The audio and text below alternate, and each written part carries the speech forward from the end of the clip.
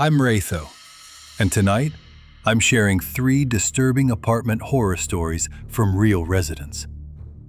These aren't urban legends. These are the things people swear truly happened inside the place they called home.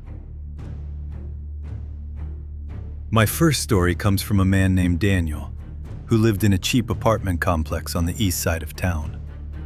It wasn't unsafe, but it wasn't quiet. The walls were thin, the floors creaked, and the neighbors argued often. But one neighbor was worse than all of that.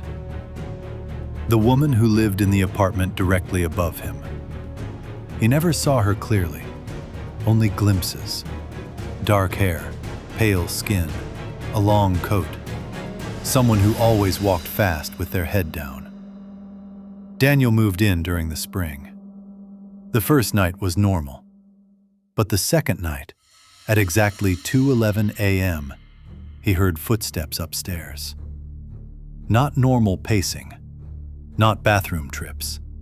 Fast steps, hard, repetitive, end to end, like someone sprinting across the living room over and over. He thought maybe someone was exercising late at night. Annoying, sure, but not frightening. Until the footsteps continued for 3 hours without stopping. The running would pause for maybe 10 seconds, then continue. Over and over, back and forth, back and forth. At 5 a.m., it finally stopped. Daniel barely slept. The next morning, he went upstairs to knock. No answer. He saw a neighbor walking by and asked, "Hey, does the lady upstairs do that often? Running all night?" The neighbor frowned. "What lady?" Daniel pointed. "The one in 3B. The neighbor stared at him with a confused, almost unsettled expression. "There is no one living in 3B. It's been empty since December." Daniel felt a chill. "No, I hear someone every night." "You must be hearing someone from another unit," the neighbor insisted. But Daniel knew the sound was coming from directly above him. That night, he stayed awake, waiting. At 2:11 a.m., right on time, the running began again. But this time, there was something else mixed in. A low humming. The kind you make when you're calming yourself down. A woman's voice. Almost soothing. Except for the frantic steps pounding against the ceiling above him. Daniel turned off his fan. The humming grew louder. Then it stopped. Not gradually, abruptly. Silence. Daniel's heart pounded. He waited. Slow, deliberate footsteps walked toward the exact spot above his bed. They stopped, directly over him. Then, tap, tap, tap, like someone drumming their fingernails on the floor right above his face, in a rhythmic pattern. Daniel whispered to himself, "She knows I'm awake." He didn't get a single minute of sleep that night. The next morning, he went to the leasing office. The manager looked impatient as he explained the noises. Finally, the manager said, "3B is locked. No one has lived there for months. If someone broke in, we'd know." Daniel insisted. "Then come with me tonight. Hear it yourself." The manager agreed. That night, Daniel and the manager sat quietly in Daniel's apartment. Midnight passed. Then 1 a.m. Then 2:11 a.m. Silence. No footsteps. No humming. Nothing. Hours passed. Nothing. The manager sighed. "Look, Daniel, apartment living is loud. But I assure you, no one is in that unit."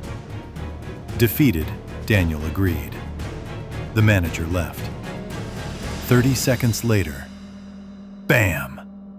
Something slammed into the floor above him with such force that dust fell from the ceiling. Daniel froze. Then, running. Fast. Faster than ever. Like something frantic, desperate, furious. Daniel grabbed his phone and bolted outside. He went to the entrance of the stairwell that led to 3B and saw that the door to the apartment was cracked open, just slightly. He hesitated, then pushed the door open. The unit was completely empty. Dust everywhere. No furniture. No footprints. But the far wall had something written on it in what looked like old marker or charcoal. Stop listening. Daniel left the apartment immediately. He moved out 2 weeks later. Months later, he got an email from another former resident. It simply said, "Did you ever hear her running too?" This next story comes from a woman named Sarah. She lived alone in a 4th-floor apartment while attending college. Her complex wasn't bad, but it wasn't great either. It had one elevator, one staircase, and a hallway that always felt too long and too quiet at night. Then, one evening in February, the knocking began. At 3:22 a.m., 3 slow knocks hit her door. Knock, knock, knock. She jumped awake. She wasn't expecting anyone. She looked through the peephole. No one was there. The hallway was empty. The next night, at exactly 3:22 a.m., the knocks returned. Same slow rhythm, same number, same silence afterward. Again, no one in sight. She considered calling security, but she convinced herself it was a prank, maybe a drunk resident. But on the 4th night, things escalated. The knocking started again, same time, except this time, after the 3 knocks, she heard breathing. Heavy, slow, right on the other side of the door. Sarah backed away. She whispered, "Go away." The breathing stopped. Suddenly, something slid under her door. A photograph. She picked it up with shaking hands. It was a picture of her, sleeping in her bed. Sarah felt her stomach drop. She called the police and waited by the door, clutching her phone. When they arrived, the officer checked the hallways and reviewed security footage, but the cameras didn't show anyone near her door. Not at 3:22 a.m. Not any time. Sarah didn't sleep that night. The next day, the officer came back with the photograph. He looked pale. "We blew up the image," he said quietly.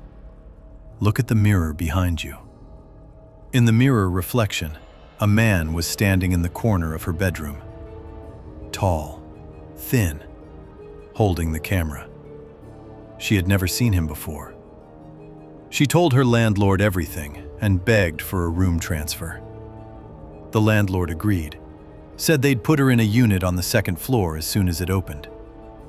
That night, she double-locked her door, pushed a chair under the knob, and stayed awake with the lights on. At 3:22 a.m., there were no knocks. Instead, someone whispered through the vents, "Wrong door." Sarah froze. She didn't move. The whisper came again, softer this time. "I moved too." She ran out of her apartment and waited in the lobby until sunrise. She moved out permanently the next week. She never found out who the man was, how he got inside, or how he kept finding her. But every year on February 14th, she gets an anonymous email with no subject line. Inside is a single picture, always the same. Her, fast asleep. This last story was sent by a couple named Jay and Morgan. They moved into a small apartment in an older building to save money before their wedding. At first, things were normal, but within a week, they began hearing noises inside the walls. Scratching, rustling, soft tapping. They assumed it was mice or old pipes. Older buildings make noise, nothing to worry about. But the scratching always happened at the same time, 1:47 a.m. Never earlier, never later. Every night. Jay would pound on the wall and the noise would stop, but only for a moment. One night, he pressed his ear to the wall and whispered, "Hello?" Something tapped back, twice, like it was answering. Morgan begged him to stop interacting with it. She said it felt wrong, like whatever was in there wasn't an animal. It sounded deliberate. Eventually, they called maintenance. A worker came, examined the walls, and frowned. "There's no access point," he said. "Nothing big enough for a person or an animal." He knocked on the wall. It sounded hollow. Jay asked, "Is there a crawl space?" The worker hesitated. "Not in this building. At least, not anymore." Jay didn't like that answer. The worker left quickly, almost too quickly. That night, the noises were louder than ever. Scratching, dragging, whisper-like sounds that made Morgan cry. At 1:47 a.m., the tapping began. Jay shouted, "Stop! Just stop!" The tapping stopped. Then, tap, tap, tap. 3 slow knocks from inside the wall. Morgan screamed. Jay grabbed her and they ran out of the apartment barefoot. They slept in the car that night. The next morning, they demanded to break the lease. The landlord refused. So Jay called a private contractor. The man cut a square section out of the bedroom wall. Behind it was a narrow, dark space. The flashlight revealed nothing at first, just old boards and dust. Then the contractor froze. He pointed his light upward. Something had been carved into the beam. "Please let me out." And next to that, a handprint. Small, child-sized, pressed into old, dry dust. Jay and Morgan left immediately and never stepped back inside. A month later, Morgan received a voicemail from a number she didn't recognize. All it said, in a faint whisper, was 1:47 a.m. She didn't sleep that night. At 1:47 a.m., she heard tapping inside the wall of her new apartment. Jay heard it too. Which story scared you the most? Comment below and subscribe for more true horror stories.